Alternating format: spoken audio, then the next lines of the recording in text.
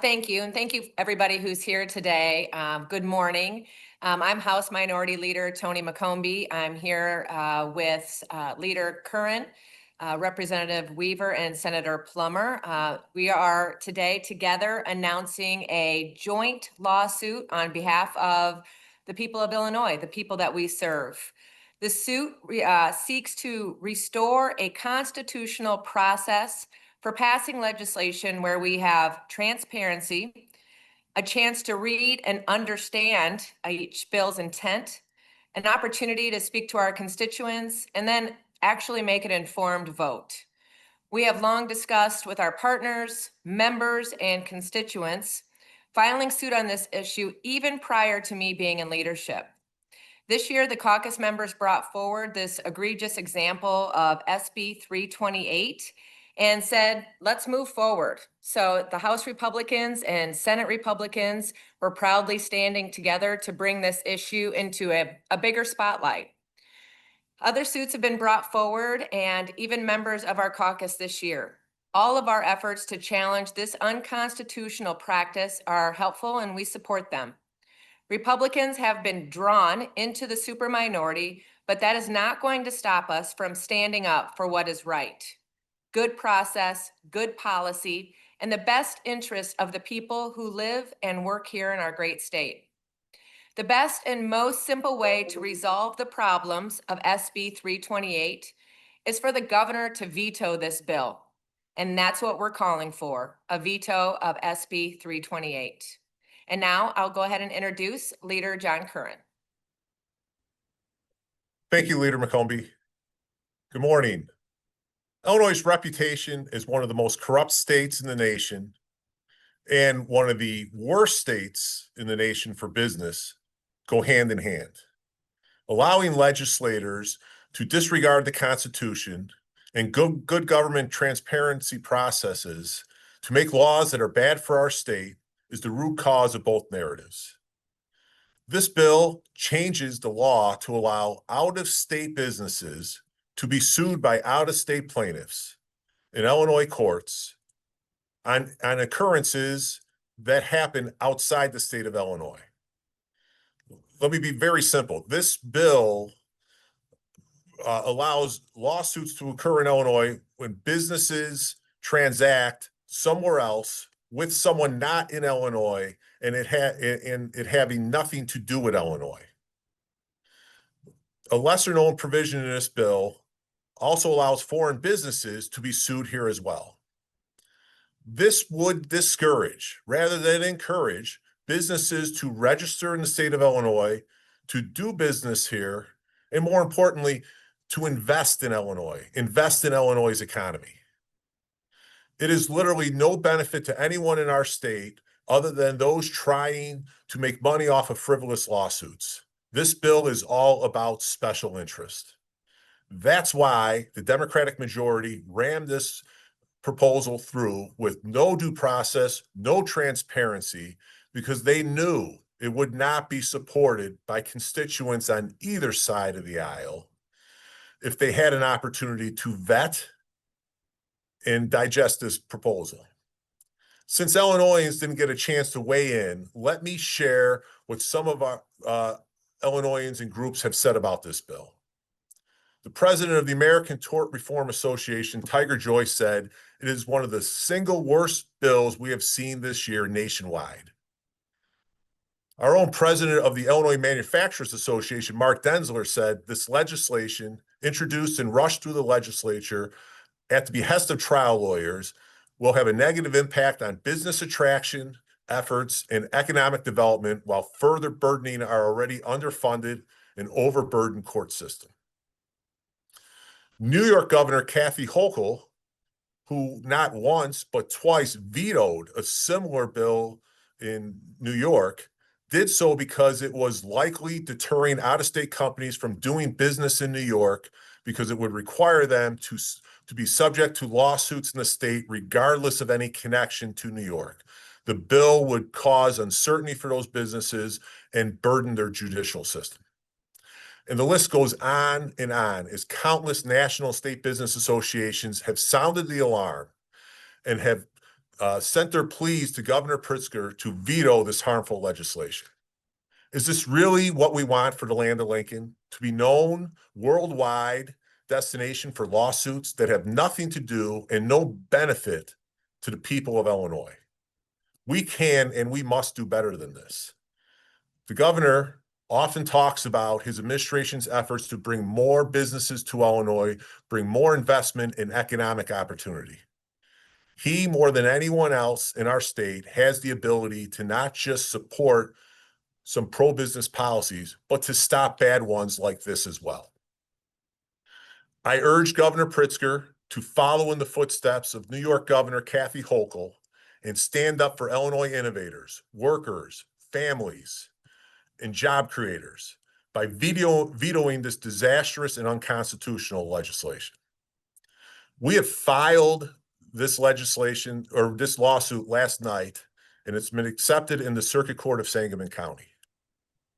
Should Governor Pritzker choose the special interest over the best interest of Illinois and intend to sign this law, we have stepped in. Our next step in the process is to seek a preliminary injunctive relief to stop this bill in its tracks and allow for a full review of it and its constitutionality.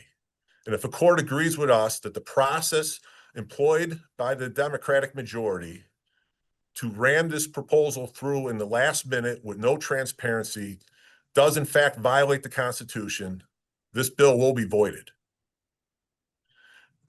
I believe that the way they did this violates the state constitution, but I am certain it violates the spirit of the Constitution and any principle of good government and transparency. Win or lose, the people of Illinois deserve to know how this legislation will affect them, their local businesses, and their communities before we vote on it. I'm glad to be here with my colleagues in our effort to inform the people of Illinois and fight on their behalf.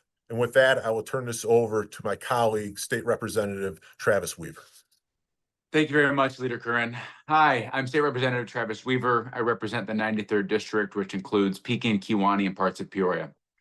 In my 3 years as a state rep, I've seen egregious rule breaking become the norm for how Democrats solve their own self-inflicted problems. Cutting corners works for a quick fix, but it's no way to run a state, which is reflected in our outmigration, debt burden, and regulatory environment. Illinois ranks 46th in competitiveness. That's an embarrassing number for any state, not to mention a state with the world's best farm ground, large population, world-class secondary institutions and waterways, great road, rails, and an entire transportation network that's the envy of the nation. Yet, thanks to decades of corruption, an addiction to spending, and a highly litigious legal environment, here we are at number 46, fifth from the bottom 10%. And we don't have to ask ourselves why. We know why. It's because of bad, poorly crafted legislation like Senate Bill 328 that opens up businesses to frivolous, unnecessary, unneeded, unwanted lawsuits. Yet again, another clear message from Illinois Democrats to any business considering a move to Illinois. You're not wanted here. Senate Bill 328 is a clear violation of the 3 readings rule. A gut and replace at the end of session passed in a way to intentionally block Illinois citizens and businesses from providing feedback on the bill's destructive nature. We know that Senate Bill 328 isn't the only time the majority party hid the ball from the people they say they represent. We found at least 24 instances where the 3 readings rule was violated this spring. Senate Bill 328 is just the worst example. I think about this like stealing, for example. It's illegal no matter the reason. But if somebody's stealing bread because they're starving, we can have sympathy. It's not condoned, but it's understood. Breaking the 3 readings rule on a massively impactful, time-sensitive bill may be like stealing because you're starving. However, breaking the 3 readings rule on Senate Bill 328 is like organized crime theft. Absolutely no redeeming qualities. It's stealing for sport and self-advancement. Senate Bill 328 could have been heard in January, February, March, April, May. It could have been taken up in veto session. It could have been a 2026 item. a 2027 item, a 2028 item, or we could have never passed it. There's absolutely no excuse for breaking the 3 readings rule on Senate Bill 328. And it's time that Illinois people are made aware of the extent to which Illinois Democrats are willing to go to pass unwanted legislation.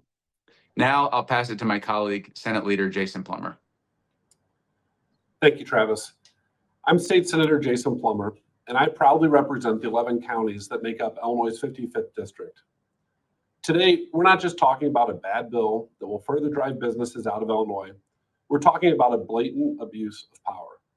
Senate President Don Harmon and Speaker Chris Welch rammed SB 328 through the General Assembly with zero transparency and total disregard for the constitutional rights of the people of Illinois. They know that the point of this bill, allowing anyone in the country to sue any company registered in the state of Illinois, even when the dispute has absolutely no connection to our state, would be wildly unpopular with their voters. But the will of the people is clearly not a concern to the Democrat majority that does what they want, when they want, with no respect for process, precedent, or the people. I can speak firsthand as a business owner and lifelong resident of the Metro East that turning our state into a dumping ground for lawsuits and a jackpot for out-of-state trial lawyers, not the families of our state, destroys our communities and the prospects of hardworking Illinoisans. Nationally, the Metro East region is already ranked as one of the worst judicial environments in the United States, and the people of Madison County, St. Clair County, and the surrounding areas have witnessed firsthand how our well-deserved judicial reputation drives out businesses, jobs, and opportunity for the families that live there. This legislation goes against all the work that local leaders and I have done to promote our region as a great place to do business, not waste your time and money fighting frivolous lawsuits. This is legalized litigation tourism, and it further damages Illinois' reputation as a state that's hostile to businesses and job creators. They know we'll be looking at fewer jobs, higher costs, slower courts, and yet another reason for companies to avoid Illinois altogether. They know they are selling out the people of our state for their special interests because everyone knows this law will hurt Illinois families, workers, and small businesses the most. Facts are facts. When businesses leave, they take their investments, their jobs, and their opportunities with them. The proof is right in front of us as we watch families and businesses flee to places they feel offer better opportunity.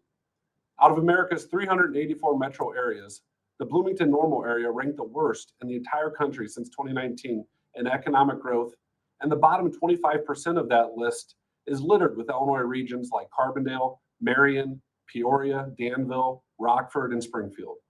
We have the highest unemployment rate in the Midwest. Bad public policy is simply destroying the state's economy and dashing the hopes and dreams of those who live here. We are calling on Governor Pritzker to veto this bill and stop our state from sending the message to every business in the country that if you choose to do business here, you waive your constitutional rights and you can be dragged into court for anything, by anyone, at any time, for a shakedown by politically connected insiders. Unfortunately, we don't fully trust the governor to stand up for the people of our state, and we are prepared to move forward with this lawsuit because businesses should not be forced to give up their due process protections just to do business in Illinois. Look, there's no sugarcoating it. SB 328 is government at its absolute worst. If they want to pass bad policies, they should at least follow the process. Illinois deserves better. Our families deserve a government that respects the law, values transparency, and works to strengthen, not sabotage, our economy and legal system. They can't afford more bad public policy generated by backroom politics.